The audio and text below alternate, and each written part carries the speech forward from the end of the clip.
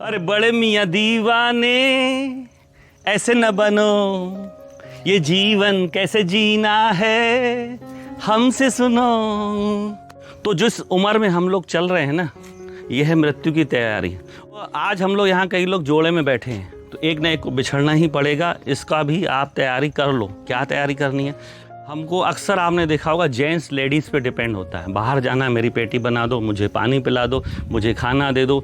ये सब आदतें छोड़ते चलिए। आप अकेले अकेले होंगे, इसकी तैयारी करना है। और लेडीज़ के लिए भी खास करके बोल रहा हूँ, डिपेंड रहती है। मिस्त्री को बुला दो, ऑटो वाले को बुला दो, इसको बुला दो, ये सब भूल जाओ। आप उनको सिखाओ कि नहीं ये नंबर लो, मैं नहीं करूँगा फ़ोन, बात करो, ऑटो वाले से बात करो, टीचर से बात करो, इससे बात करो, ताकि आपके जाने के बाद हाथ न फैलाए, किसी बेचारापन नहीं आना चाहिए। व्यक्ति तब तक बूढ़ा नहीं होता जब तक उसके भीतर प्रेम है। आपने देखा होगा 50 साल 60 साल में जैसे जैसे लोग चिड़चिड़ापन, गुस्सा, फ्लक्चुएशन होता है, वो जल्दी बीमार होगा, बुढ़ा होगा, जल्दी मरेगा भी। प्रेम करो पड़ोसी से, घर से, भले कितने ही बुरे हों, कितना बुरा पड़ोसी हो ना आपका, आप अपना नेचर मत छोड़ो। चंदन के ऊपर कितने भी सांप लपेट जाए, चंदन अपना खुशबू नहीं छोड़ता। वैसे हमको बनना है। कितना भी पड़ोसी किस प्रकार का हो, आप तो मुस्कुरा के नमस्ते करो। दूसरा, एक जैन धर्म में पर्व आता है क्षमा, वो साल में एक बार आता है, आप तो रोज मनाओ ना। अपने घर में भी हमको वानप्रस्थ जीवन बिताना है। वानप्रस्थ का मतलब क्या होता है? पीठ अपने घर की तरफ, मुंडी जंगल की तरफ। आपसे जब सलाह मांगी जाए तब दीजिए, बिना पूछे सलाह बिल्कुल मत दीजिए। दूसरी बात, उनके काम का सम्मान करें। जनरेशन गैप है, वो जो काम कर रहे हैं ना, हम नहीं कर पाएंगे, हमने जो काम किया वो भी नहीं कर पाएंगे। तो हमको उनको जीवन स्वतंत्र जीने दें, उनका कभी भी उनके दखल अंदाजी बिल्कुल न करें। दूसरा, कल भी मैं समझा रहा था, आज भी समझा रहा हूँ, हम इंसान एक प्राणी हैं, पंछियों की तरह, जानवरों की तरह। उनके आप प्राकृतिक रूप को देखिए तो आपने देखा होगा, बच्चा जब पैदा होता है माँ बड़ा प्यार कराती है, दूध पिलाती है, उसको दाना खिला देती है, लेकिन एक एज आने के बाद उसको अपने से दूर भी कर देती है। तो हमको अपने से दूर करना है, उनके जीवन में कभी दखल अंदाजी नहीं करना है। और कई बार लेडीज़ को देखा है, बहू ऐसे आ गई, बहू ऐसे आ गई। अरे वो अपना घर छोड़ के आई है, अपना परिवार, अपना बचपन छोड़ के आई है किसी को, तो अपने पति पर भी हक न जमाएगी तो किस पे हक जमाएगी? आप अपने पति पर हक जमाते हो, आप जमाते हो ना। आपकी उम्र हो गई भले, तो क्या आपने जवानी में नहीं हक जगाएगा?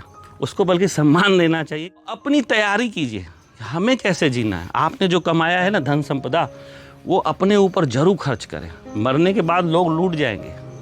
और दूसरा, जो आपने जमा करके रखा बच्चों के लिए, क्या बहुत अच्छी बात है, लेकिन अपने जीते जी जरूर उनको जल्दबाजी मत करें। बहुत लोग करते हैं, अरे भैया मैं तो फुर्सत हो जाऊँ, प्रॉपर्टी लिख के दे दिया, ये तुमको आया, ये तुमको आया। वो कभी मत कीजिए, वसीयत बना दीजिए। तो पैसा जो हमारा होता है, रुपया होता है, वो हमारी दूसरी औलाद होता है। पहली सांसारिक औलाद तो हो देख लिया आपने, भगवान ने जो दी। ये सांसारिक, ये दूसरी औलाद है जो पहली से कभी कभी दूसरी ज़्यादा काम आती है। तो अपने स्वास्थ्य की सुरक्षा के लिए इसको बचा के रखे, जाने के बाद तो ले ही जाएंगे। अपने संघर्षों की कहानी बच्चों को जरूर सुनाएं, लेकिन प्रेरणा के रूप में। कभी उनको ये एहसास न कराएं कि मैंने तुम्हारे लिए किया, मैंने तुमको ऐसा बनाया। एहसान मत जताएं उनके ऊपर। भगवान ने आपको अगर पैदा किया इस धरती पर, अपने फ़र्ज पूरे किए, वो आपका फ़र्ज था। आपके माँ बाप ने भी आपको पाला बड़ा किया, आपको रास्ता दिया, तो आपका भी फ़र्ज था बच्चों को अच्छी शिक्षा देना, अच्छा मार्गदर्शन देना, ये आपका फ़र्ज था।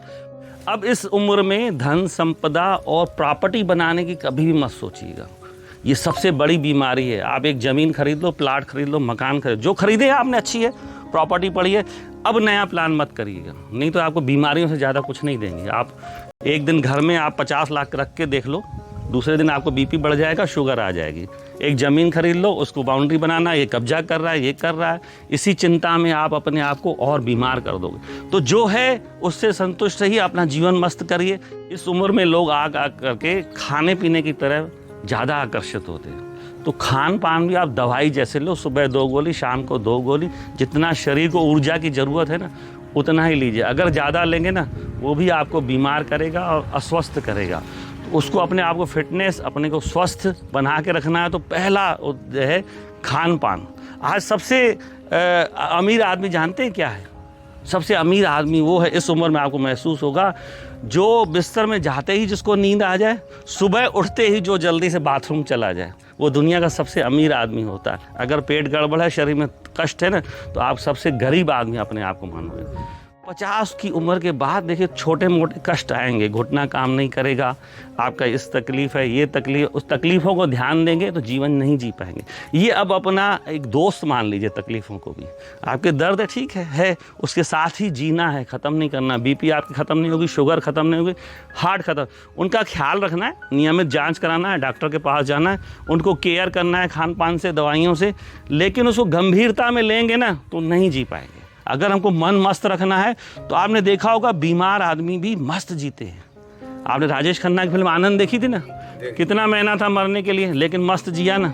तो हम उन सब चीज़ों को, नेगेटिव चीज़ों को भी पॉजिटिव में बदल सकते हैं। उम्र आते आते शरीर में गंदगी भी आएगी, चेहरा भी झुर्राएगा। अपनी साफ़ सफाई, अपने आप को मेंटेन बढ़िया कीजिए, लेकिन ध्यान कीजिए ओवर मत कीजिए। बहुत लोग अपने बाल काले कर लेते हैं, अपने आप को बढ़िया क्रीम लगा लेंगे तो आप एक भद्दे बुढ़े नज़र आएंगे।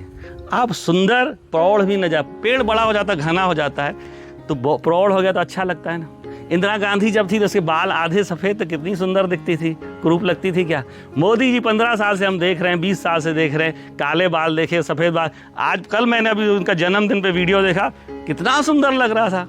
अगर मोदी के बाल कोई काले कर दे, बताइए कैसा लगेगा।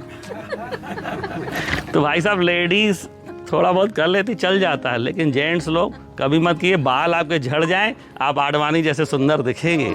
आप उसको, आडवाणी को अगर विग पहना दिया कैसा लगेगा। तो आप ये मत भूल जाइए, आप हम दूसरों को दिखाने के लिए लाल पीला नीला पहन लेते, मत पहने। उम्र के हिसाब से कपड़ा अच्छा लगता है। आप सफ़ेद भी पहनोगे तो मस्त जचोगे। तो हमको पहनावा, अपने शरीर का ख्याल अपनी उम्र के हिसाब से करना चाहिए। छोटी छोटी ट्रिप जरूर बनाएगी। जैसे आप हमारे यहाँ घूमने आए ना, कहीं भी आसपास लगे, हफ्ते के लिए, 4 दिन के लिए, 5 दिन के लिए, तो मन आपका बदलेगा। नहीं तो घर में बैठे बैठे आप नेगेटिव हो जाएंगे। सोशल मीडिया आया है, बिल्कुल जुड़े रहिए, कोई ख़राब नहीं है। दोस्त मिलेंगे, यार मिलेंगे, आपका टाइम पास अच्छा, ज्ञान भी मिलेगा। लेकिन नेगेटिव ख़राब खबरें, न्यूज़ में चक्कर में मत पड़िए, नहीं तो दिमाग भेजा आपका ख़राब हो जाएगा। चलिए, आज की सभा समाप्त हुई।